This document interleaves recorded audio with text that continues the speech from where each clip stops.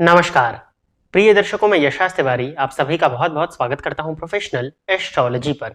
जैसा कि आप सभी जानते हैं, आज रविवार का दिन है और आज मैं आप सभी के सम्मुख उपस्थित हुआ हूं आपकी जन्म कुंडली का निःशुल्क अध्ययन करने के लिए।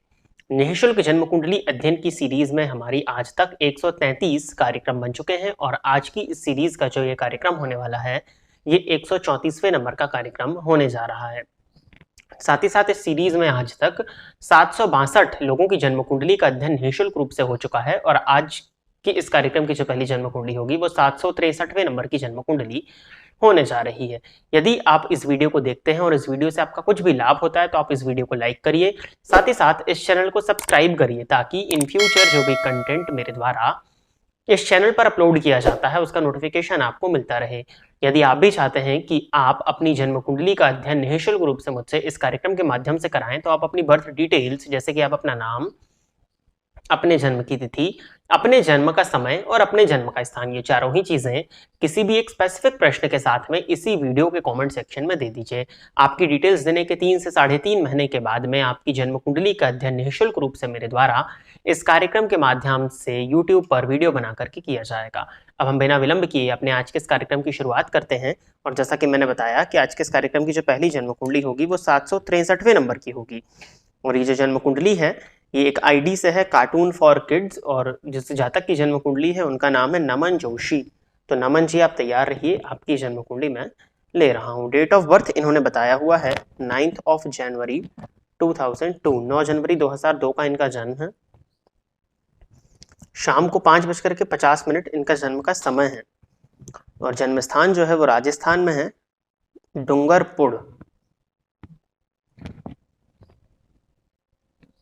डूंगरपुर होगा ये। मिथुन लग्न की जन्म कुंडली है, राशि आपकी वृश्चिक बनती है। प्रश्न इन्होंने किया है कि सर मैं क्या करूं, बीसीए लास्ट ईयर में हूं, गवर्नमेंट जॉब की प्रिपरेशन करनी चाहिए या आईटी सेक्टर में जाना चाहिए। बीसीए के लास्ट ईयर में है और गवर्नमेंट जॉब की प्रिपरेशन या आईटी सेक्टर में जाना चाहिए। 21 जनवरी 2024 को आईए का एग्जाम है, सिलेक्शन होगा क्या और कब तक होगा, प्लीज बताएं।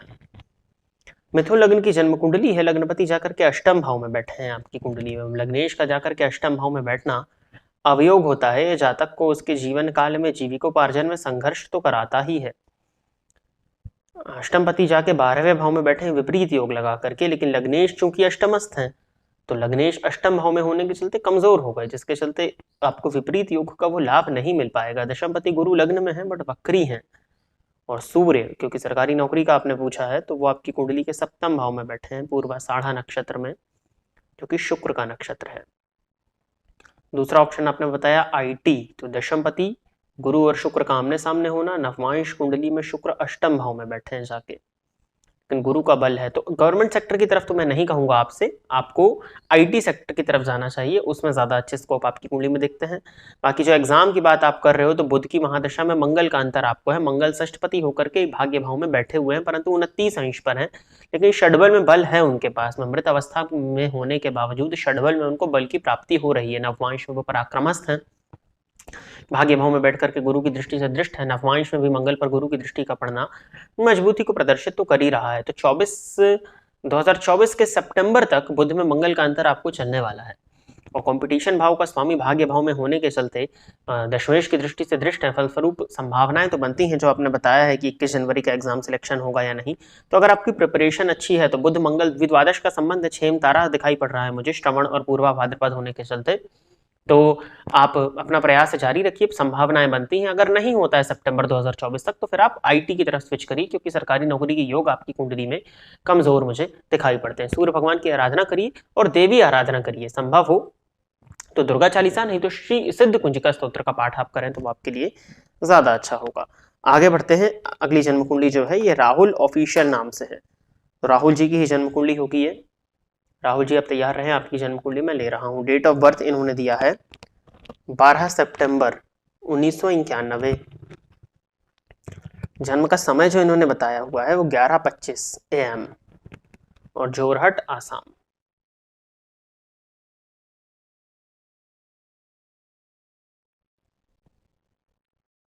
वृश्चिक लग्न की जन्म कुंडली है, राशि आपकी तुला बनती है, लग्नपति लाभ भाव में बैठे हैं, लाभेश दशम भाव में है, तो ये कामधेनु योग हो गया, ये तो बढ़िया है और दशमेश के साथ है। प्रश्न है इनका, सर मैं रूबी जेमस्टोन धारण किया है पर धारण करने के 10-12 दिन के बाद हेड पेन करता है, ऐसा क्यों होता है और मेरे लिए कौन सा जेमस्टोन बेस्ट होगा फॉर मनी एंड इनकम। माणिक के सूर्य दशम भाव में बैठे 25 अंश पर हैं आपकी कुंडली में, 25 अंश पर 25 अंश 14 कला, तो मृत अवस्था में हो गए, 24 के ऊपर निकल गए क्योंकि, और पूर्वा फाल्गुनी नक्षत्र में बैठे जो कि शुक्र का नक्षत्र है। हेडेक की अगर बात करें तो लग्नपति जाके लाभ स्थान में बैठे हैं और चंद्रमा पर शनि की दृष्टि पड़ रही है। सूर्य पर देखा जाए तो राहु की दृष्टि का पड़ना, स्वराशि के सूर्य राहु की दृष्टि से दृष्ट है। नवमांश कुंडली में अगर आपके सूर्य को देखा जाए तो 12वें भाव में जाके बैठे हैं, तो बेटर तो होगा कि आप माणिक के ना पहने, क्योंकि माणिक के पहनने से नुकसान यही है कि जो आप बोल रहे हैं सरदर्द की शिकायत, क्या होता है कि सूर्य जो है वो आपकी इम्यूनिटी के कारक है मुख्यतः रूप से अगर देखा जाए तो। अब आपके लग्न में राशि जो आ रही है वो मंगल की राशि आ रही है और कालपुरुष की कुंडली में भी मेष राशि जो होती है वो मंगल की राशि होती है और मेष राशि में सूर्य उच्च के होते हैं, तो सूर्य को पहनने के चलते हाँ कहा जा सकता है कि माणिक्य को धारण करते हैं, क्योंकि सूर्य पर राहु की दृष्टि का पड़ना, राहु 23 अंश पर है, सूर्य 25 अंश पर है, तो दृष्टि का प्रभाव भी पूर्ण रूपेण आ रहा है, तो उसको पहनने के चलते हो सकता है कि परेशानी हो रही हो। अगर ऐसा लग रहा है आपको तो उसको हटा दीजिए, पहली चीज। रही बात अगर हम दूसरे रत्न की तरफ विचार करते हैं तो गुरु धनपति होकर के दशम भाव में बैठे हुए हैं दशमेश के साथ में, और मंगल आपकी कुंडली में देखा जाए तो हस्त नक्षत्र में है, आप मंगल का जेमस्टोन पहनिए। मंगल क्योंकि षडबल में कमजोर हो रहे हैं तो मुझे लगता है आपको मंगल का रत्न मूंगा धारण करना चाहिए। मूंगा धारण करना आपके लिए ज्यादा बेनिफिशियल होगा एज कंपेयर टू माणिक के, क्योंकि मूंगा की आपको जरूरत भी ज्यादा है। मनी और इनकम के लिए आपने पूछा, तो देखिए मनी और इनकम के लिए जेमस्टोन पहनने से कभी मनी और इनकम नहीं आती है।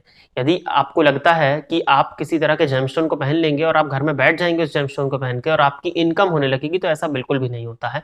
वो जेमस्टोन आपको सहयोग जरूर कर देता है। जैसे लग्नपति जाके लाभ स्थान में बैठे हैं, आपने इनकम के लिए ही क्यों पूछा, ये लग्नेश का लाभ से संबंध, लग्नेश जब भी लाभ से संबंध बनाते हैं ऐसा व्यक्ति ये केन प्रकारेण धन कमाने के लिए लगा रहता है। अब लग्नेश लाभस्थ हैं, तो अगर आप लग्नेश के रत्न को धारण करेंगे तो लाभ भाव के बल को वो ऑलरेडी बढ़ाएगा, बट इसका ये मतलब नहीं है कि अगर आपने जेमस्टोन पहना तो इनकम होने ही लग जाएगी। आपके जो प्रयास हैं उस प्रयास में जितना आपको आउटपुट आ रहा था वो आउटपुट थोड़ा बढ़ जाएगा, या यूं कह लीजिए कि जेमस्टोन पहनने के चलते मंगल का आप रत्न पहन रहे हैं तो महत्वाकांक्षा भी बढ़ेगी, महत्वाकांक्षा बढ़ेगी, चाहते बढ़ेंगी, तो आप इनपुट ज्यादा देंगे। जब आप इनपुट ज्यादा देंगे तो आउटपुट ऑब्वियस सी बात है कि ज्यादा ही आने वाला है। तो इस तरह से होता है, ऐसा नहीं है कि जेमस्टोन पहन करके घर में बैठ गए और बस इनकम होने लग गई, तो ऐसा नहीं होगा। लग्नेश लाभस्थ है और षडबल में मुझे आपका मंगल सबसे ज्यादा कमजोर दिखाई पड़ रहा है। लग्नेश का षडबल में कमजोर होना कहीं ना कहीं परेशानी का कारण तो बनेगा ही, तो अपने मंगल को बली करिए, क्योंकि वृश्चिक लग्न की कुंडली में लग्नेश यदि कमजोर हो गए मंगल तो कैसे आप चीजों को पाएंगे, ये एक चीज है। बाकी अष्टमपति की युति दशम भाव में बनी हुई है और वही लाभेश भी है, तो धन को लेकर के मुझे इस जन्म कुंडली में कहीं कोई परेशानी नहीं दिखाई पड़ती, बस लग्नेश कमजोर है। अब जन्म कुंडली में कहा जाता है कि लग्नेश यदि कमजोर हो तो चीजें जो मिलती हैं आपको उनको आपके सामने रखी तो होती है बट आप उसको ले नहीं पाते हैं। अगर ग्रह योग अच्छे हैं तब वो रखी रहती है। अब देखिए भाग्य भाव में आपका शुक्र भी बैठा है, नवमांश में भी शुक्र उच्च का है, तो कुंडली में कहीं कोई दिक्कत नहीं है। बस हाँ, पराक्रम भाव में शनि है, पराक्रम भाव जो होता है वो मेहनत का होता है, वहां शनि जाकर के बैठ गए तो ये इस बात को शो ही कर रहे हैं कि आपको पराक्रम मेहनत थोड़ी ज्यादा करनी होगी, तो वो आप करिए। बाकी मंगल के रत्न को धारण करिए, उससे आपके लाभ भाव में कुछ हद तक बल जाएगा। माणिक आपको लग रहा है तो माणिक हटा दीजिएगा। आगे बढ़ते हैं, अगली जन्म कुंडली जो है ये पटना दे जी की है। आईडी का नाम तो बहुत बड़ा है तो उसको मैं नहीं ले रहा हूं, बट पटना दे नाम से जन्म कुंडली है, तो आप इसको मिला लीजिएगा। डेट ऑफ बर्थ जो है वो है 11 जुलाई 1974। जन्म का समय है 1:25 AM। जन्म स्थान इन्होंने दिया है वो है झारखंड।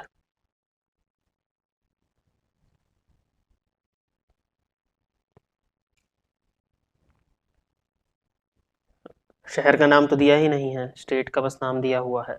एक काम करते हैं, अब झारखंड का कैपिटल लेके इस कुंडली को ले लेते हैं कि अब जो भी हो, अब आ गया है तो छोड़ते नहीं है। रांची ले लिया मैंने, देखिए रांची में मेष लग्न की कुंडली बन रही है। अब लग्नपति चतुर्थ भाव में, चतुर्थपति 12वें भाव में जाके बैठे हैं। प्रश्न इन्होंने किया है मेरा अपना घर कब तक होगा, चतुर्थपति जाके 12वें भाव में बैठे हैं। चतुर्थेश का 12वें भाव से संबंध बनना ये जातक को आजीवन किराए के मकान में रहने के लिए बाध्य कर देता है, परंतु आपके केस में क्या है, लग्नपति चतुर्थ में, हालांकि नीच राशि में है लेकिन चतुर्थ भाव में बैठे हुए हैं, तो चतुर्थ भाव में बैठने के चलते लग्नेश जिस भाव में बैठते हैं उस भाव की वृद्धि करते हैं। चतुर्थपति कमजोर हो रहे हैं तो चतुर्थ भाव में जो परेशानी थी उसको ये मंगल यहाँ बैठ करके पूरा करने की कोशिश कर रहे हैं, परंतु वो भी नीच राशि में हो गए हैं, जिसके चलते परेशानी हो रही है। शनि आपकी कुंडली में देखा जाए तो तीसरे भाव में नवमांश में स्वग्रही है आपकी कुंडली में, तो क्योंकि चतुर्थ भाव पर अगर मैं देख रहा हूं तो गुरु की दृष्टि भी नहीं पड़ पा रही है, और चतुर्थ भाव में सिर्फ नीच के मंगल बैठे हुए हैं, और किसी भी तरह से नीचत्व भंग भी होता हुआ मुझे नहीं दिखाई पड़ रहा है। अब वो बात आप जरूर समझ सकते हैं कि चंद्रमा से केंद्र में, परंतु चंद्रमा खुद चतुर्थ पति होकर बाहर में बैठे हैं, जिसके चलते मकान बनाने में परेशानियां तो दिख ही रही हैं। शनि पर गुरु की दृष्टि है, तो प्रयास यदि किया जाए तो अभी भी प्रयास करने के बाद भी पूरे आने वाले मतलब अभी 3-4-5 साल तक तो कोई योग नहीं दिखाई पड़ रहे हैं। तो बस आप भगवान से प्रार्थना करिए, यही मैं आपको बता सकता हूँ। सूर्य आपकी कुंडली में अगर देखा जाए तो मैं मुख्य ग्रह के रूप में चुनूं तो गुरु को एक चुना जा सकता है, और दूसरा सूर्य आते हैं तो सूर्य को मैं यहाँ पर चुनूंगा, क्योंकि मेष लग्न की कुंडली है। और गुरु को तो आप गुरु विष्णु भगवान की आराधना करिए, सूर्य भगवान की आराधना करिए, उससे आपको कुछ हद तक लाभ देखने में मिलेगा। बाकी मकान के योग आपकी कुंडली में जरूर कमजोर है, तो उसके लिए तो अभी आपको इंतजार ही करना होगा। आगे बढ़ते हैं। अगली जन्म कुंडली जो है ये प्रतीक्षा जी की है, तो प्रतीक्षा जी आप तैयार रहिए, आपकी जन्म कुंडली मैं ले रहा हूँ। डेट ऑफ बर्थ इन्होंने दिया है 25 अप्रैल 2001। जन्म का समय जो इन्होंने बताया हुआ है वो शाम के 5 बजे का है, और महाराष्ट्र देवलाली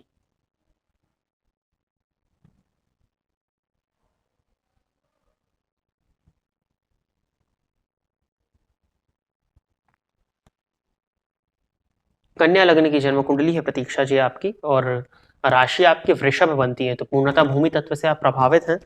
प्रश्न जो इनका है कि मेरे पति नौकरी करेंगे या बिजनेस करेंगे, आप खुद क्या करते हैं पहले तो आप ये बताइए। आपकी स्थिति पर निर्भर करेगा कि आपके पति क्या करेंगे। लग्नेश अष्टम में बैठे हैं, और अष्टम पति चतुर्थ में, सप्तम भाव का स्वामी नवम भाव में बैठा हुआ है। तो सबसे पहले तो आपकी स्थिति को जानना होगा। पति की स्थिति जो आपकी कुंडली में मुझे दिखाई पड़ रही है वो शिक्षित और नौकरी पेशा ही दिखाई पड़ रही है, तो उसकी स्थिति संभावना है, परंतु निर्भर करता है। देखिए ज्योतिष जो है वो देश काल और परिस्थिति का विषय है। यदि आप एक बहुत ही निचले घर से आती हैं तो संभावनाएं बहुत ज्यादा है कि आपके पति भी जो होंगे वो नौकरी वाले होंगे, कई व्यापार वाले पति तो हो नहीं सकते हैं। अब आपकी कुंडली में राहु की महादशा का चलना, और सप्तम भाव का स्वामी दशम भाव में है, और चतुर्थ भाव का सप्तम भाव का स्वामी नवम भाव में है, और चतुर्थ भाव का स्वामी भी नवम भाव में ही जाके बैठा है। नवमांश कुंडली में सप्तम पति लग्न में है और चतुर्थ पति तीसरे भाव में, इस बात को प्रदर्शित कर रहे हैं कि जो आपका पार्टनर हो वो नौकरी करने वाला हो, तो इसकी संभावनाएं ज्यादा बनती हैं। परंतु उसके भी पहले यदि आपकी कुंडली में देखा जाए तो सप्तम भाव पर उच्च के शुक्र जरूर बैठे हुए हैं, परंतु वो नवमांश कुंडली में नीच राशि में, जो कि दाम्पत्य के सुख को पूर्णतः बाधित दिखा रहे हैं। नवमांश में नीच के शुक्र पर शनि की दृष्टि का पड़ जाना ये दाम्पत्य जीवन को परेशानीमय प्रदर्शित कर रहा है। और आपकी कुंडली में सप्तम भाव के अधिपति बनेंगे गुरु, और सप्तम के कारक भी वही है, वो नवमांश कुंडली में जाकर के राहु की दृष्टि से दृष्ट हो गए, और यहाँ भी गुरु शनि के साथ में है।